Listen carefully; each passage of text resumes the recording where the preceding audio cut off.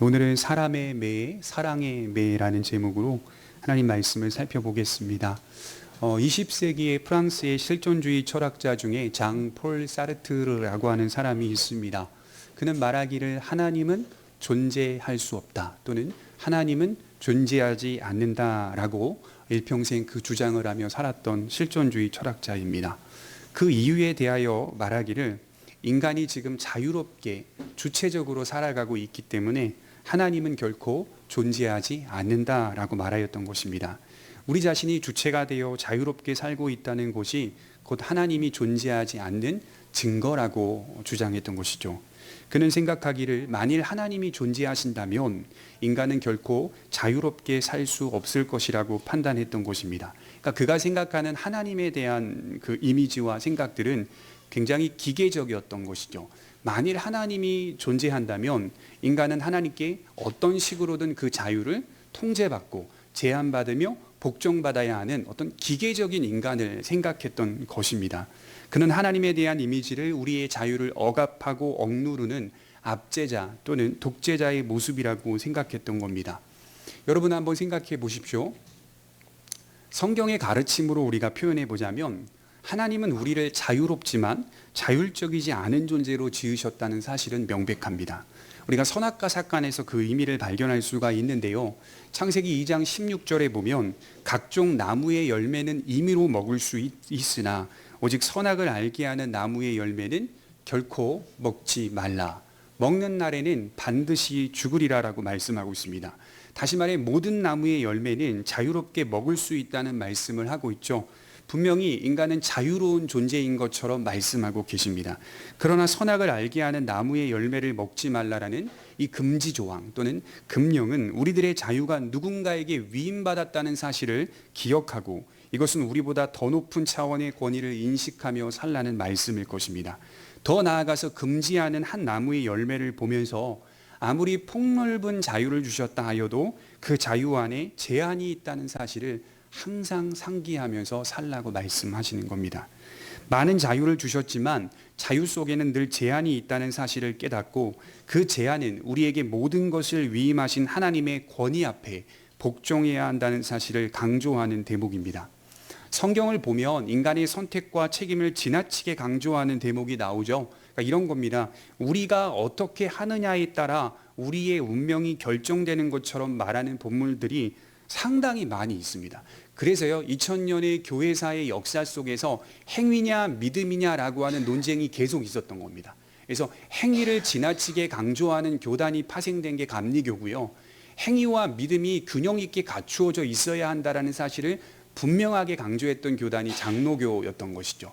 그래서 계속해서 2000년의 교회사의 역사 속에 지나치게 강조했던 이 모습들이 왜 논쟁 가운데 있었는가라고 보면 성경이 상당히 많은 본문들 가운데 인간이 어떻게 하느냐에 따라 운명이 결정되는 것처럼 말하는 본문들이 많이 있었기 때문입니다. 부인할 수 없죠. 하지만 인간의 선택과 책임만으로 운명이 결정된다면 인류의 역사 속에 완벽한 인간이 단 한 사람이라도 있어야 하는 것이죠. 인류 역사에서 완벽한 인간은 찾아보건대 단 한 사람도 없었습니다. 또한 인간의 선택과 책임만으로 운명이 결정된다면 우리가 여기 이 자리에 왜 예배를 드리고 있습니까? 인간의 손에 인간의 운명이 결정된다면 교회로 모일 필요가 없습니다. 어차피 인간이 어떻게 하느냐에 따라서 운명이 결정되는 것이기 때문에 하나님을 믿을 필요가 없죠. 하나님을 의지할 필요가 없죠. 그러나 여러분 인생을 살아보신 분들은 아시겠지만 우리는 경험합니다. 이론으로 우리가 배우는 게 아니라 우리의 삶으로 우리가 경험합니다. 우리의 삶이 내가 주체자가 되어서 자유로운 선택과 책임으로 구성돼 보이나 실상은 우리의 자유로운 선택과 책임만으로 이루어지지 않는다는 것을 매일 배웁니다. 무수히 많은 삶의 신비들이 있습니다. 모순도 있습니다. 삶이 내 손에만 달려있지 않다는 것을 느끼고 있습니다. 가장 중요한 부분이 우리의 자유와 선택이 우리의 무능함과 비참한 처지를 드러내줄 뿐이라는 것이죠. 그러니까 살면서 느끼는 건 우리가 자유롭게 살면 살수록 무엇을 더 많이 느끼냐면 참 인간이 비참하구나. 인간이 참 악하구나. 인간이 참 무능하구나라는 것을 더 많이 드러내줄 뿐입니다. 그래서 인생을 많이 살아본, 오래 살아본 분들은 겸손합니다. 깨어있는 어르신들은 겸손합니다. 깨어있는 그리스도인들 어르신들을 만나서 대화해보면 지혜롭습니다. 굉장히 지혜롭습니다. 그 어르신들을 대표하는 이야기가 솔로몬 다음으로 세워진 르호보암, 그의 아들 르호보암 왕이 백성들을 어떻게 통치해야 하는지를 물어볼 때 두 대상에게 물어보잖아요. 한 대상은, 참모 중에 한 대상은 어르신들이었잖아요. 연세가 지긋이든 어르신들에게 어떻게 백성들을 통치해야 합니까? 또 한 대상은 젊은 청년들이었지 않습니까? 가장 지혜로운 답변을 한 사람들이 누구입니까? 어르신들이었거든요. 길게 살아본 삶 속에서 그분들이 만났던 인생의 경험들은 인간의 자유로운 선택과 책임만으로 이 사회가 구성되지 않는다는 것과 인간 스스로가 자유로운 선택과 책임으로 미래의 운명을 결정할 수 없다는 사실을 깨달았던 것입니다. 그래서 우리는 살면서 인간이 무능하다는 것을 깨닫습니다. 인간은 하나님을 떠나서는 결코 온전한 자유를 사용하지 못합니다. 진짜 감사한 게 뭔지 아세요? 그런데도 하나님은 우리의 자유를 빼앗지 않으셨다는 사실이죠. 20세기의 프랑스의 철학자 장폴 사르트가 이런 식의 말을 하게끔 내버려 두셨다는 거, 얼마나 감사한 겁니까? 타락한 아담과 하와의 자유를 빼앗지 않으셨다는 사실에 우린 너무나 감사할 수 있어야 합니다. 범죄한 인간에게 하나님의 형상으로 창조된 그 영광스러움을 빼앗지 않으신 것입니다. 하지만 여전히 우리는 주신 자유를 올바로 이해하고 사용하지 못하는 불쌍한 죄인들이라는 것이죠. 그래서 하나님은 친히 인류 역사 속에 실패한 아담을 대조하고 성공한 아담으로서 예수님을 보내시고 예수님께서 인류 역사 속에서 완벽한 인간으로 그 사역을 감당했던 것입니다. 세례 요한이 그랬죠. 보라, 세상 죄를 지고 가는 하나님의 어린 양이로다. 바꿔 말하면 인류의 실패를 지고 가는 하나님의 어린 양이로다. 우리가 예수님을 생각할 때 우리의 죄를 지고 간다는 그 사실을 분명히 믿기 때문에 인류의 실패를 지고 갔다라고 고백할 수 있지만 우리 이거 하나 더 생각해야 합니다. 인류의 성공도 지고 가신 분이 예수님이다. 실패도 지고 가셨지만 인류의 성공도 지고 가셨습니다. 인류를 통틀어 유일하게 완전한 자로 인간의 역사를 살아내신 분은 유일하게 예수님밖에 없습니다. 그리고 실패와 성공을 지고 가신 예수 그리스도를 믿고 그 안에서 자유를 누리라고 말씀하고 있습니다. 요한복음 8장 32절에 진리를 알지니 진리가 너희를 자유케 하리라. 서울에 가보면 서울대학병원에 재중원이 역사의 현장 터가 있는데요. 거기 이렇게 제가 돌아보니까 아주 오래전에 돌아봤더니 요한복음 8장 32절이 다 크게 기록되어 있더라고요. 진리를 알지니 진리가 너희를 자유케 하리라. 왜 조선의 많은 불쌍한 백성들을 의학적으로 치료하고 그들을 위해 봉사했는가? 그들의 동기 속에는 그리스도의 자유, 그리스도의 진리 때문에 이 조선 땅에 와서 우리 모든 백성들을 구해내고 또 우리를 위해 봉사했던 것이다. 그 동기가 바로 요한복음 8장 32절이었다 라고 하는 것을 보면서 굉장히 마음이 감동이 밀려왔습니다. 그렇게 예수 그리스도의 자유를 믿고 따르는 것만이 유일한 길이다. 참된 자유를 사용할 수 있는 유일한 길이라는 것입니다. 서두에 이런 말씀을 드리는 이유는 인간은 자유롭지만 자율적이지 않은 존재로 지음받았다는 사실을 기억하고 하나님의 권위가 우리의 자유를 제한한다는 사실을 항상 잊지 말라는 것입니다. 오늘 본문을 보시면 이제 타락한 솔로몬의 왕국은 찢어지게 될 것입니다. 그는 하나님이 주신 지혜를 올바로 사용하지 않았죠. 하나님은 솔로몬에게 풍성한 약속과 축복들을 부어주셨습니다. 하지만 그가 그 약속을 지켜내야 할 책임이 있는 존재라는 사실도 함께 강조하셨습니다. 우리도 마찬가지라고 생각해요. 그리스도인들에게는 참된 자유가 있습니다. 그러나 그 자유가 책임을 회피하는 자유가 돼서는 안 되죠. 그리스도인들에게는 더 높은 차원의 위상이 있습니다. 그 위상은 하나님의 권위를 우리 자신이 세상 앞에 나타낼 때 비로소 드러납니다. 하나님의 권위를 우리 자신이 세상 앞에 나타낼 때에 비로소 그리스도인의 위상이 드러난다. 이게 도대체 무슨 말이냐면요, 제한을 받고 산다는 것을 세상 앞에 나타내라는 겁니다. 세상이 마음대로 자유를 사용하며 살면 우리는 그렇지 않는 모습으로 나타나는 거예요. 하나님의 권위 앞에 날마다 그리스도인들은 어떠한 권위의 자유를 제한받고 있다는 사실을 나타내고 드러낼 때 그리스도인의 탁월함과 그리스도인의 위상이 우뚝 설 수 있다라고 하는 것을 기억하라는 것이죠. 하나님의 은혜와 약속이 나에게 큰 축복으로 다가오지만 동시에 그것은 우리의 자유를 아주 선하게 제한하고 있다는 사실을 기억해야 합니다. 여러분, 그리스도인이 되면 참 좋습니다. 그러나 반대로 그리스도인이 되면 참 힘들고 무겁습니다. 그리스도인으로 산다는 것은 분명히 좋은 일이지만 그리스도인으로 산다는 것은 참 무겁고 힘든 일입니다. 그리고 불편한 일입니다. 다윗은 어떤 왕이었을까? 오늘 말씀대로 보자면 자유를 바르게 사용하며 살았던 왕이죠. 그는 자신의 자유가 언제나 제한받고 있다는 사실을 기억했습니다. 표면적으로 보면 무엇이든지 할 수 있는 자율적인 존재인 것처럼 보였으나 이면적으로 보게 되면 하나님의 권위 앞에 항상, 하나님의 무한한 사랑 앞에 항상 그의 자녀로서 제한을 받고 있었습니다. 그는 단지 하나님이 주신 그 자유를 자신의 뜻대로 사용하지 않았고 하나님께서 주신 그 자유를 하나님의 법도와 말씀 앞에 이해하고 깨달으며 판단하며 살았던, 자유를 제한받고 살았던 지혜로운 왕이었습니다. 그는 하나님을 한 번도 억압하는 분으로 그려내지 않았습니다. 하나님 그분은 스탈린이나 히틀러나 마오쩌둥과 같은 독재자로 그려내지 않았습니다. 그래서 여러분, 신약 성경에 이제 예수님 이후 사도들 시대 이후에 이제 이단들이 막 파생하게 되는데, 초대교회 당시에 막 이단들이 파생하게 되는데 어떤 이단들이 생겼냐면요, 구약 성경을 인정하지 않는 이단들이 막 나오기 시작했어요. 구약 성경을 덮고 신약 성경만 성경이다라고 주장하는 이단들이 있었어요. 왜 그렇게 말하는가 이렇게 물어보면 구약의 하나님은 억압하고 억누르고 심판하시는 이 칼의 하나님이다라고 생각했던 거예요. 그래서 구약은 덮어버리자, 신약의 사랑의 하나님만을 강조하자. 그런데 여러분, 다윗이 하나님을 그려냈는데, 구약 시대의 사람인데도 불구하고 어떻게 다윗이 하나님을 그려냈습니까? 시편만 자세히 읽어봐도 칼의 하나님이 아니었어요. 그분은 사랑의 모체이셨습니다. 다윗은 하나님을 사랑이라고 소개하고 있습니다. 사도 요한 또한 이 사실을 분명하게 그려냈는데, 요한일서 4장 8절에 보면 사랑하지 아니하는 자는 하나님을 알지 못하나니 이는 하나님은 사랑이심이라. 하나님은 누구라고요? 사랑이십니다. 그러니까 여러분들이 삶에서 사랑을 베풀고 사랑의 교제를 하고 사랑의 관계를 하면서 잊지 말아야 될 것은 이것이 하나님께로부터 나왔다. 내 사랑이 아니라 이 사랑이라는 속성 자체가 하나님으로부터 나왔다는 사실을 기억해야 됩니다.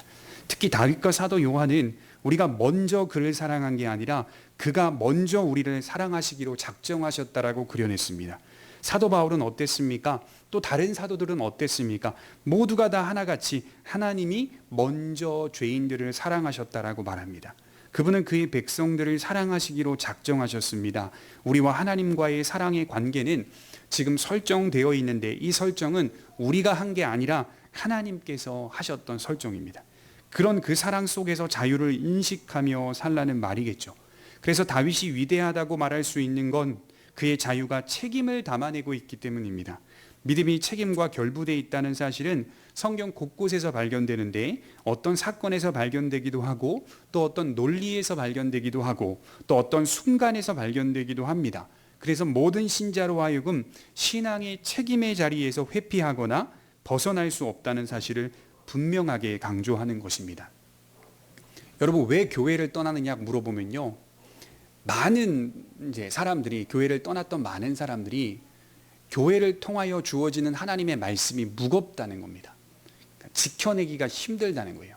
그래서 기독교에서 이제 종교를 이탈하여서 이제 많이 가는 다른 종교가 캐톨릭입니다.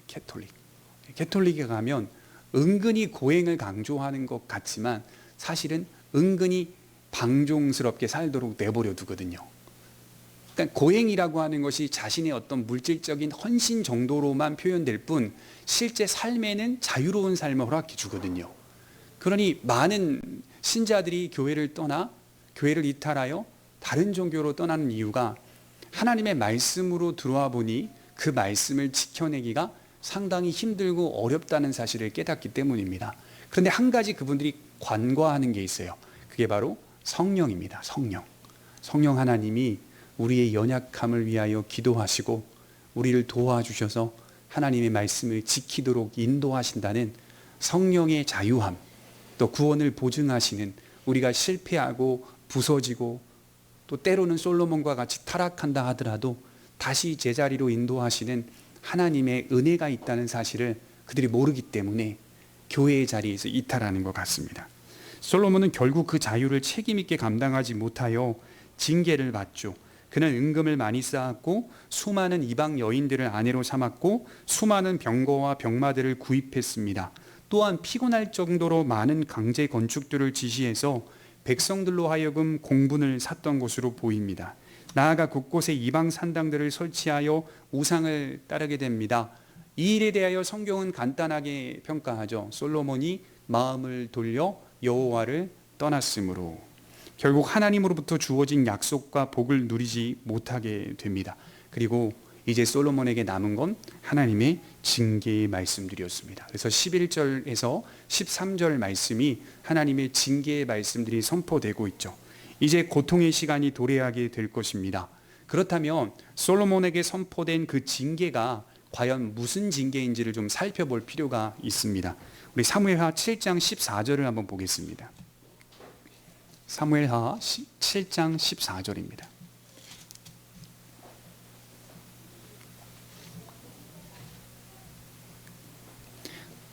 구약성경 473페이지에 있습니다. 사무엘하 7장 14절입니다.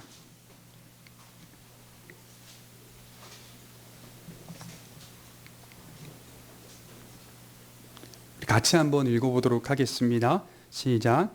나는 그에게 아버지가 되고 그는 내게 아들이 되리니 그가 만일 죄를 범하면 내가 사람의 매와 인생의 채찍으로 징계하려니와. 여기 보시면 하나님께서 다윗에게 언약을 맺고 있는 장면이거든요. 사무엘하 7장 전체가 하나님이 주시는 언약, 축복의 언약을 의미하는데 그 언약을 맺고 있는 장면 가운데 그들의 자손들이 죄를 범하게 되면 사람의 매와 인생 채찍으로 징계하시겠다고 말씀하고 계십니다. 하나님의 큰 약속 가운데 사람의 매와 인생 채찍이 들어있죠. 다윗을 통하여 나타내실 나라의 영광과 평강 그리고 영원한 왕권 속에 사람의 매와 인생 채찍이 담겨 있습니다. 하나님께서 그의 자녀들을 인도하시는 방식 중에 하나가 바로 이처럼 사람의 매와 인생 채찍이라는 것이죠.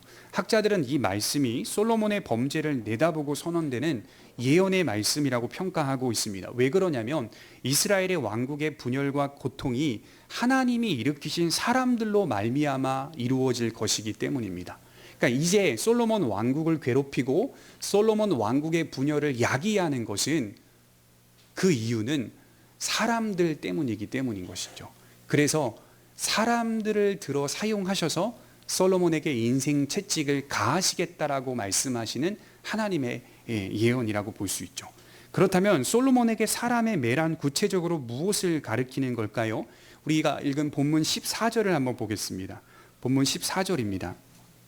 열왕기상 11장 14절에 보시면 여호와께서 에돔 사람 하닷을 일으켜 솔로몬의 대적이 되게 하시니 그는 왕의 자손으로서 에돔에 거하였더라. 에돔 사단 하닷이 솔로몬의 대적이 됩니다. 하닷이 사람의 매로 쓰임을 받고 있다는 증거죠.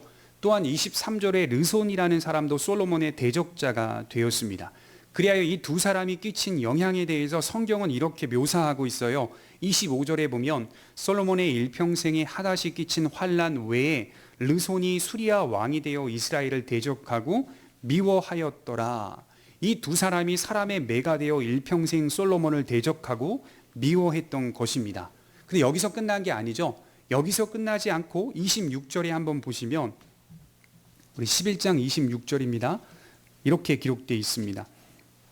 솔로몬의 신하 느밧의 아들 여로보암이 또한 손을 들어 왕을 대적하였으니 그는 에브라임 족속인 스레아 사람이요 그의 어머니의 이름은 스루아이니 과부더라.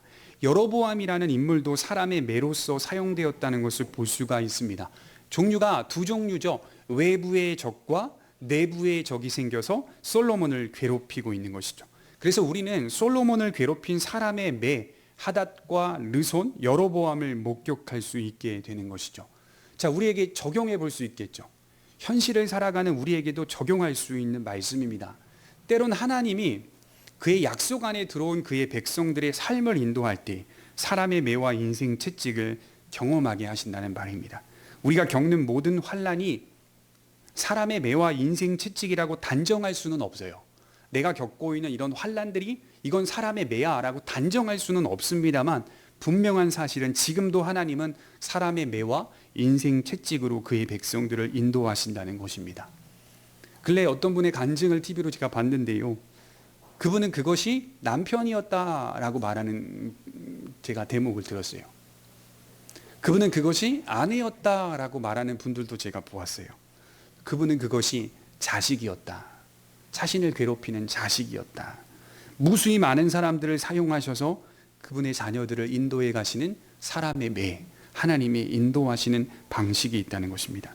그럴 때 우리가 할 수 있는 건 뭘까요? 그러한 고통과 아픔을 겪을 때 그것이 하나님의 사랑이요, 하나님께서 나에게 베풀어 주시는 기회라는 사실로 받아들여서 회개하며 바르게 서야 합니다. 기회다라고 생각하는 겁니다. 하닷이 르손이 평강했던 이스라엘 왕국을 뜬금없이 괴롭히는 것을 보며 솔로몬은 즉시 깨달았습니다. 이것은 나의 범죄로 인하여 나타난 결과라는 사실을 깨달았을 것입니다. 우리 또한 사람들로 인하여 고통을 받을 때 우리 자신을 되돌아보는 계기가 될 수 있어야 합니다. 나의 모습을 돌아보며 그 시간들이 속히 지나갈 수 있도록 기도하며 기다리는 것이 지혜로운 성도들의 모습일 것입니다. 물론 여러분, 우리가 환난을 당할 때 또 징계로 인하여 환난을 말씀드리는 거예요. 징계로 인한 환난을 당할 때 하나님 앞에 우리가 대항할 수 있겠죠. 왜냐하면 섭섭하거든요. 낙심이 되거든요. 이렇게 하나님 했는데, 우리 나름대로 이성적인 판단을 볼 때 이렇게 수십 년 동안 하나님 섬겼는데 진짜 이러실 거예요? 이런 마음 들 때 있다는 거예요. 이런 섭섭함이 든다는 거예요. 근데 그 섭섭함이 가만히 살펴보세요. 시간이 점차 지나면서요, 받아들이게 되고 겸손해지게 되고 하나님 앞에 오히려 설득을 당하게 되어 항복하는 우리 자신을 보게 됩니다. 하나님이 우리 마음을 그렇게 만들어 가시고 또 스스로 겸비한 자로 서게 하시는, 또 기도하게 하시는, 회개하게 하시는 모습으로 우리 삶을 인도해 가시는 것이죠. 우리 또 한 가지 더 생각해 볼 수 있는 것은 하나님이 역사의 주인이시라는 점입니다. 우리 14절을 다시 한번 보겠습니다. 이번엔 같이 한번 읽어보도록 하겠습니다. 14절입니다. 시작.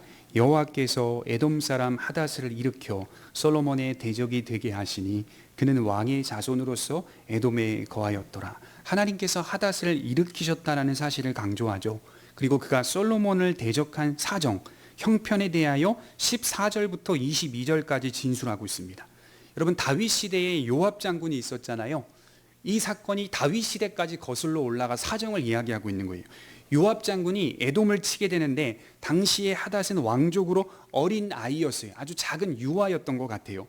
에돔의 남자들을 요압 장군이 모두 죽여버릴 때, 그러니까 대규모의 이 살육이 있었던 것 같아요. 신하 몇몇과 함께 애굽에 가서 망명합니다. 피신하였다가 바로 왕의 눈에 들어서 그의 처제와 결혼을 하게 되죠, 하닷이.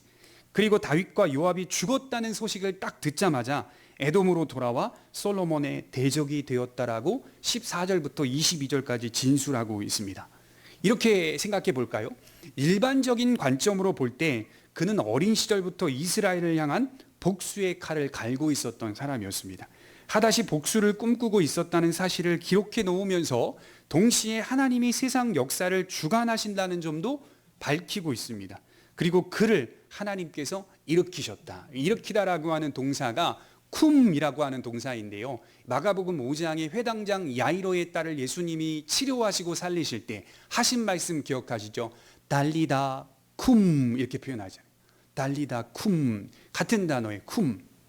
하나님이 일으키셨다. 그러니까 신체적으로 일어나다라는 뜻도 있지만 상징적으로 하나님이 어떤 사람을 사용하실 때 쓰이는 표현이 바로 쿰, 일으키시다라는 표현입니다. 마찬가지죠. 두 번째 사람 르손도 한번 볼게요. 23절에 있습니다. 르손 23절입니다. 같이 한번 읽겠습니다. 시작. 하나님이 또 엘리야다의 아들 르손을 일으켜 솔로몬의 대적자가 되게 하시니 그는 그의 주인 소바왕 하닷 에셀에게서 도망한 자라.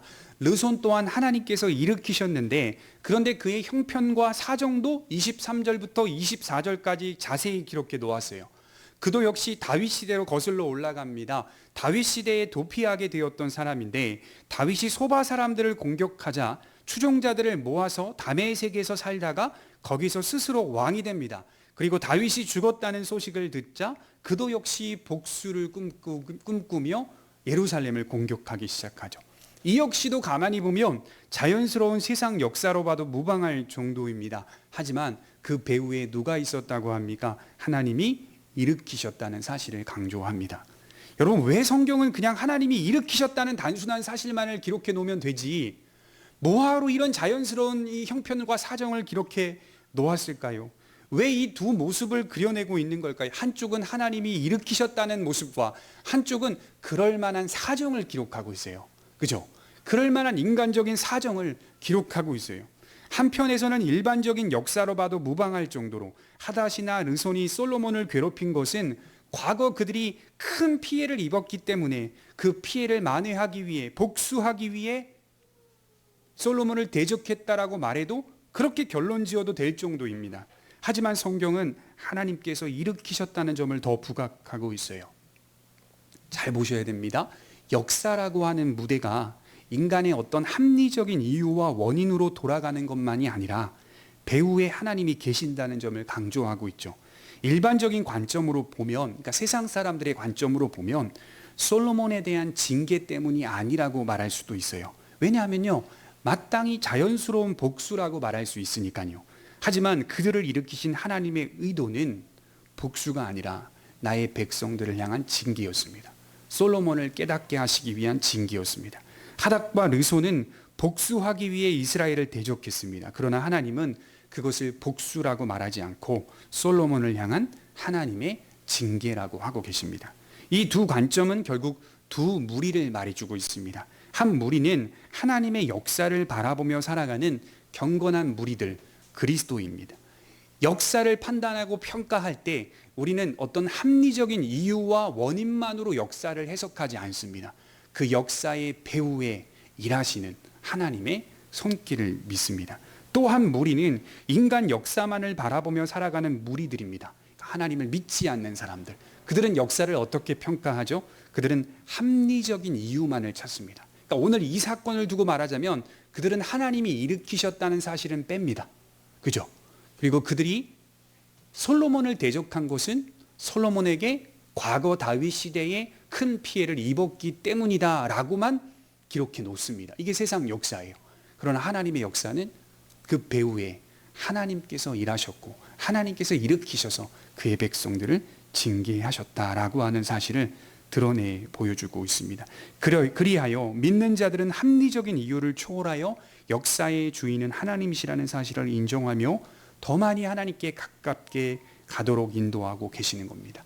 그래서 성경은 두 관점을 제시하고 있어요. 아무리 적절하고 합리적인 이유가 있다 하더라도 그것은 하닷과 르손의 자연스러운 복수가 아니라 배후에서 일하시는 하나님의 놀라운 주권에 있다는 사실을 기억하면서 역사의 주관자는 인생인 것 같으나 사실은 인생이 아니라는 점을 강조하고 있습니다. 그래서 우리는 역사 속에서 단지 복수라고 하는 차원에서의 교훈을 배우는 게 아니라 복수를 뛰어넘어 인류를 향한 하나님의 뜻이 어디에 있는지를 날마다 발견하려고 애쓰는 겁니다. 코로나19가 계속되고 있죠. 이 원인과 이유에 대해서 세상 사람들은 합리적인 이유를 파헤칠 것입니다. 그러나 그리스도인들은 물론 합리적인 이유와 원인을 찾으려고 애쓰는 것도 필요하죠. 과학적인 원인을 찾으려고 애쓰는 것도 필요하죠. 그러나 이런 역사의 배후에는 하나님이 인류에게 남기시고 말하고자 하시는 하나님의 뜻이 분명히 있습니다. 하나님의 뜻이 분명히 있습니다. 인류가 너무 많이 올라갔습니다. 너무 많이 바벨을 쌓았습니다. 하늘 꼭대기까지 쌓으려고 했습니다. 하나님은 비우셨습니다. 시편 2편에 보면 여호와께서 비우시리로다 그렇게 말씀하고 있어요. 인류의 교만과 오만과 독선은 끝이 없습니다. 코로나가 끝나면 인류가 좀 나아지겠지? 아닙니다. 그렇지 않습니다. 끝나도 똑같습니다. 인류는 정신을 못 차립니다. 하나님을 떠나서는 어떤 상황이 인류에게 도래해도 정신을 차리지 못합니다. 노아의 홍수가 있어서 죄로 말미암아 온 세상을 물로 심판하셨는데 얼마 되지 못하여서 인류는 또다시 범죄하기 시작하고 또다시 타락하기 시작합니다. 그 큰 심판이 있었음에도 불구하고 인류는 그렇게 살아가야만 하는 겁니다. 부패와 타락, 죄의 본성이 얼마나 질긴지 모릅니다. 우리는 이 역사 속에서 배후에 일하시는 하나님의 뜻이 있다고 믿어야 합니다. 좁게 보면 그렇게 기도해야 돼요. 나라고 하는 개인의 역사 속에 일어나는 모든 일들이 단지 그럴 수밖에 없었던 일들이 아니라 하나님께서 우리에게 말씀하시고자 하시는 뜻이 있다는 사실도 깊이 묵상할 줄 아는 성도들이 되셨으면 좋겠습니다. 그거 일어날 수밖에 없는 그럴 수밖에 없었던 일이야, 이렇게 말하지 마시고요. 세상 사람들이 하는 말이고요. 그 일, 비록 그럴 수밖에 없는 일이라 하더라도 하나님이 나에게 오늘 무언가를 말씀하시고자 하시는 뜻이 있을 거야, 인도하시고자 하시는 뜻이 있을 거야 라고 생각하며 하나님을 의지하셨으면 좋겠습니다. 하닷과 르손의 복수가 언젠가는 터질 일들이었다고 말하겠지만 그 일들이 사실은 하나님의 자녀들을 징계하시는 하나님의 놀라운 타이밍이라는 사실을 돌아볼 때 우리는 하나님의 일하시는 방식이 참으로 신비하다는 사실을 고백하게 됩니다. 외부의 적 하닷과 르손이 솔로몬을 괴롭혔다면 이제 내부의 적을 좀 살펴볼 필요가 있습니다. 세 번째 사람 여로보암입니다. 26절을 한번 보겠습니다. 26절에 솔로몬의 신하 느밧의 아들 여로보암이 또한 손을 들어 왕을 대적하였으니 그는 에브라임 족속인 스레라 사람이요 그의 어머니의 이름은 스루아인이 과부더라. 그가 손을 들어 왕을 대적하는 까닭은 이러하니라. 솔로몬이 밀로를 건축하고 그의 아버지 다윗의 성읍이 무너진 것을 수축하였는데 이 사람 여로보암은 큰 용사라. 솔로몬이 이 청년의 부지런함을 보고 세워 요셉 족속의 일을 감독하게 하였다니. 솔로몬의 신하라고 소개되고 있는 여로보암은 28절에 보면 그는 큰 용사라고 말하고 있습니다. 여기 큰 용사라는 히브리어 단어는 군사적으로나 사회적으로나 도덕적으로나 탁월한 사람을 가리키는 말입니다. 대표적으로 이 단어는 보아스라는 사람을 소개할 때 쓰였던 단어입니다. 하일 기뽀르, 엘리멜렉의 친족인 유력한 사람 보아스가 있더라 라고 할 때 룻기 2장 1절에 기록된, 거기에 기록된 유력하다라는 단어가 오늘 여로보암에게도 동일하게 기록되고 있습니다. 아마도 분명한 건 여로보암이 훌륭한 사람이었던 것 같습니다. 솔로몬이 여러 건축들을 진행하게 되는데 여로보암이 그 일에 지혜롭고 부지런함을 보고 감독자로 임명하게 됩니다. 솔로몬에게 총애를 받던 사람, 또 솔로몬에게 사랑을 받던 자라고 볼 수가 있죠. 가장 신뢰할 만한 사람, 전혀 배반하지 않을 것 같은 사람이 솔로몬에게 큰 대적이 되어 사람의 매로 쓰임받고 있습니다.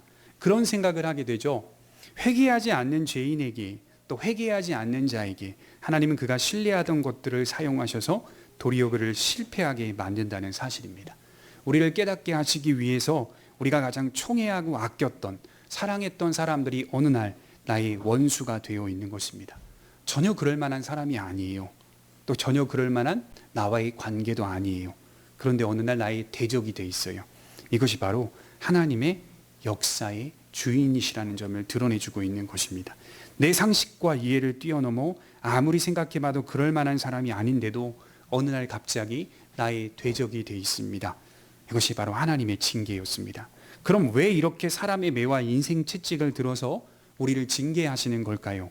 하나님에 대한 우리의 사랑이 일부가 돼서는 안 된다는 것을 알리시기 위해서입니다.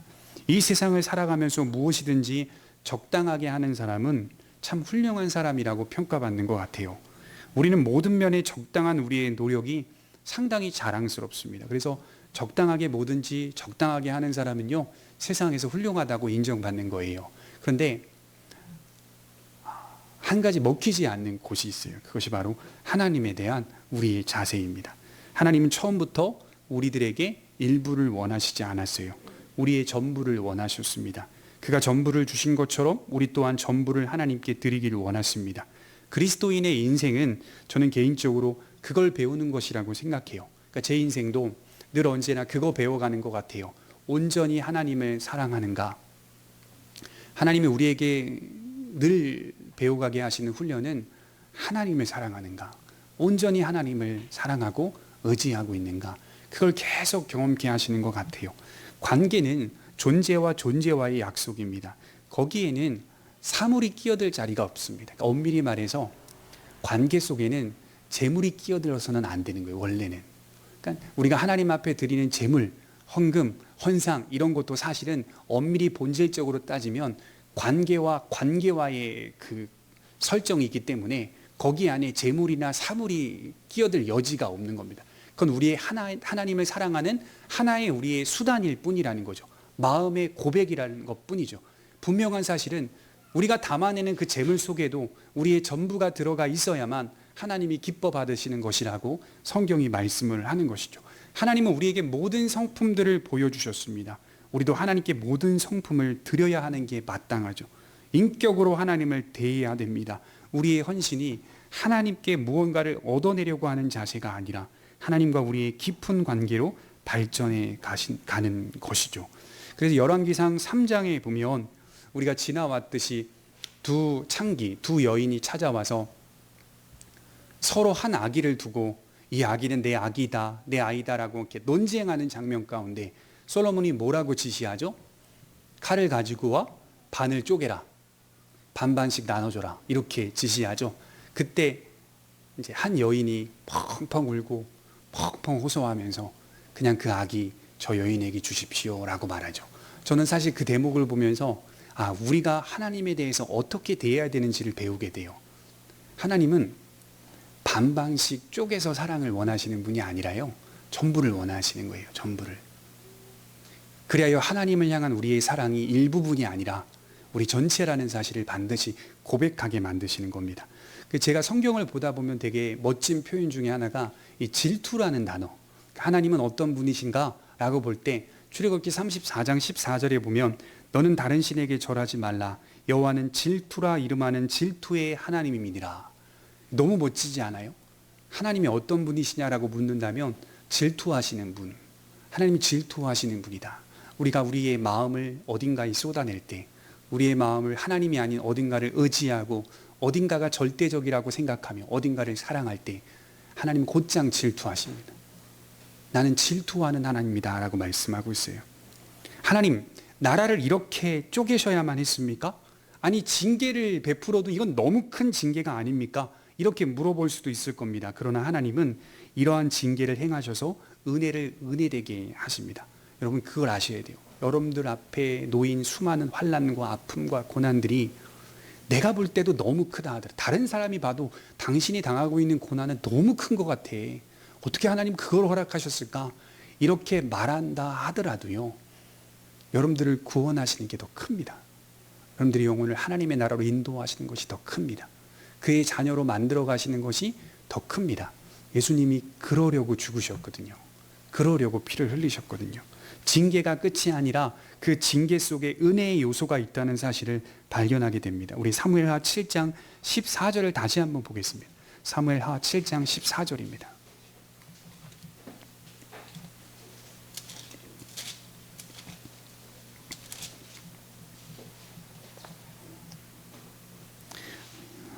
징계 가운데 은혜의 요소가 있는데요.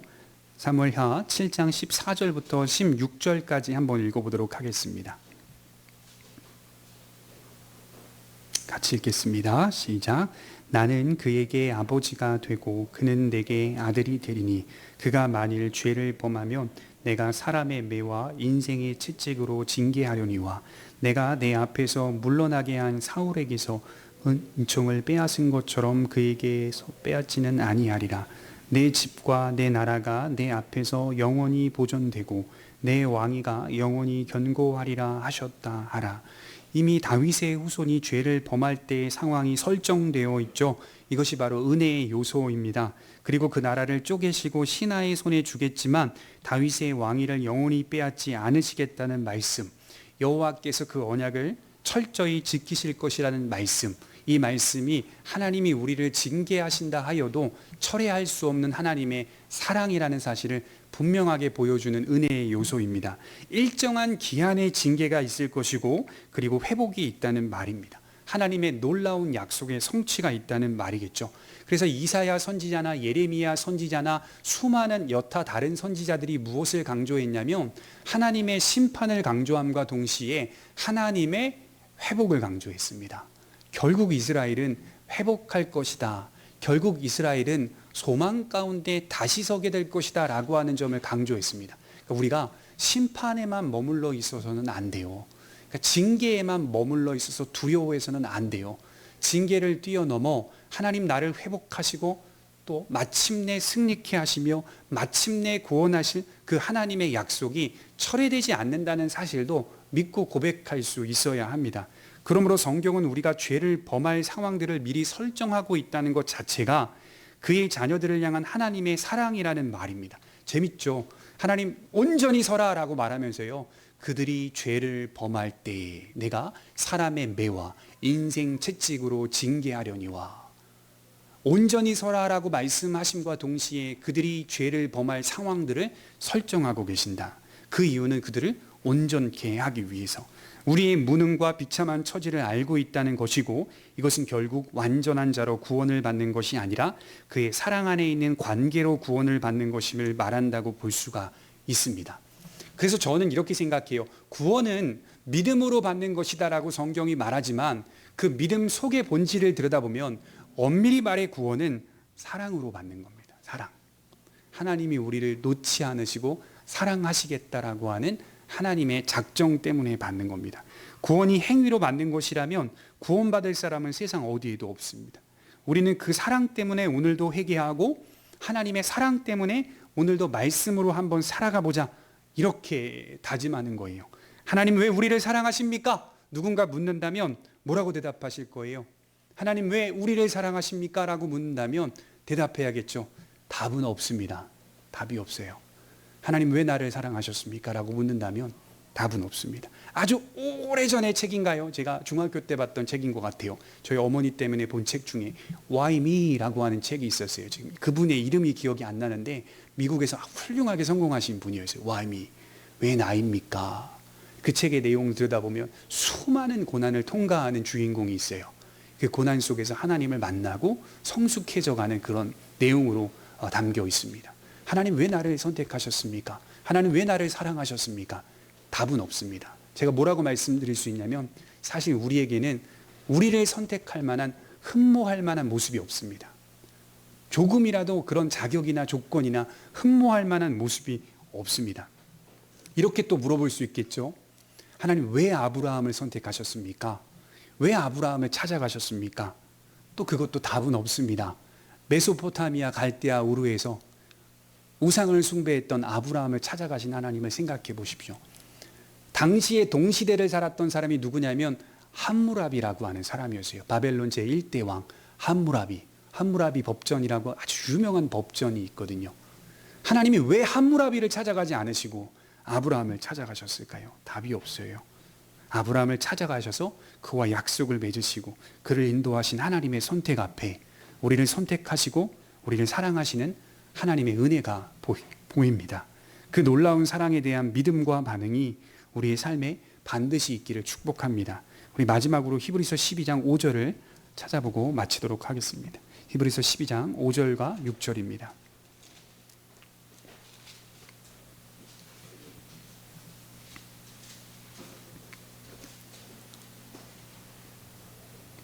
히브리서 12장 5절 6절입니다.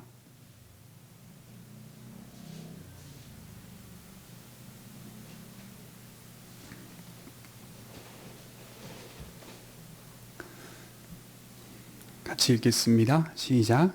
또 아들들에게 권하는 것 같이 너희에게 권면하신 말씀도 이젓도다 일러스되 내 아들아 주의 징계하심을 경히 여기지 말며 그에게 꾸지람을 받을 때에 낙심하지 말라. 주께서 그 사랑하시는 자를 징계하시고 그가 받아들이시는 아들마다 채찍질 하심이라. 너무 감사하죠. 그가 사랑하시는 자에게 징계하시고 그가 받아들이시는 아들마다 징계를 베푸신다. 그러니 우리가 행해야 할 것은 낙심하지 말라. 낙심하지 말라.